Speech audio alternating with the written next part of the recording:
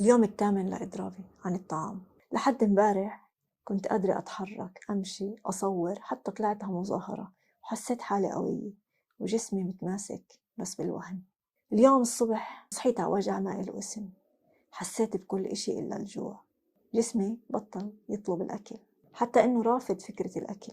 في جواتي بس سكوت ووجع كبير بالعظم. عيوني بلشت تغبش كأنه فيهم غيوم، كأنه كل إشي حوالي بشوفه من ورا غزة، دخان القصف ورماد الصواريخ.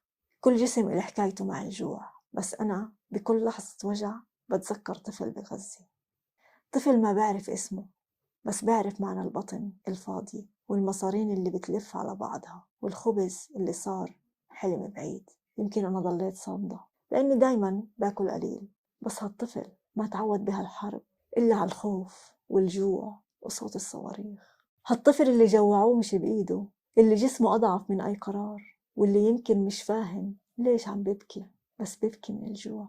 عم بفكر إسا لو وقعت رح يجي الإسعاف، رح ياخدوني على المستشفى، رح يلاقولي دوا بسرعة، وأهلي رح يركضوا علي بكاسة مي وأكل من أحسن الأنواع، لأنه الأكل موجود هون ببيتي بحارتي بهالبلد اللي ما عاشت مجاعة، لأنه الأكل اللي بينزت هون أكتر من اللي بيأكلون الناس كل يوم.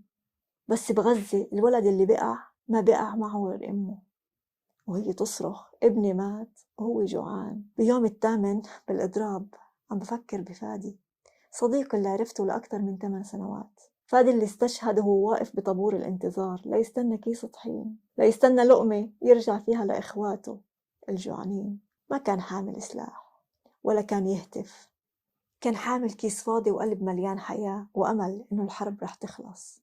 طلقة صغيرة اخترقت الطحين. فادي استشهد بهداك اليوم والطحين اللي جابه انخلط بدمه. بس ضل السؤال، إخواته لفادي وينهم؟ عايشين ولا الجوع كمان أكلهم؟ اليوم الثامن من إضرابي وبعرف معدتي ما راح تفتح معبر، ولا جسمي الضعيف راح يوقف طيارة عم ترمي صاروخ. بعرف إضرابي عن الأكل عمل فردي، ويمكن ما بيغير إشي من جوع غزة ولا من خنقتها، بس هالإضراب هو مشان نفسي، مشان أقدر أكمل وأنا شايفة حالي بالمراية، مشان ما أخون وجع الناس اللي حبيتهم وبحبهم، مشان الناس وأصدقائي اللي فقدتهم في منهم ماتوا جوعانين، مشان لما أسمع كلمة جوع أعرف إني جوعت. إضرابي مش احتجاج، إضرابي عزاء، عزاء إلي، إني لساتني باكل وفادي مات وهو كان بده يطعم غيره.